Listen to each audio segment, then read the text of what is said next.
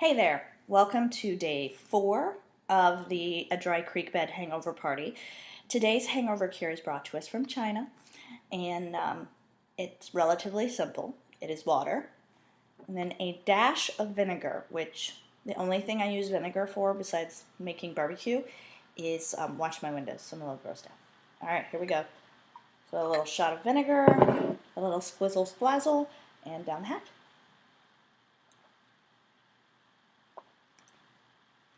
Yeah, definitely not as good as vinegar barbecue sauce, but not as nasty as yesterday's pickle, gherkin, onion, herring thing. So cheers!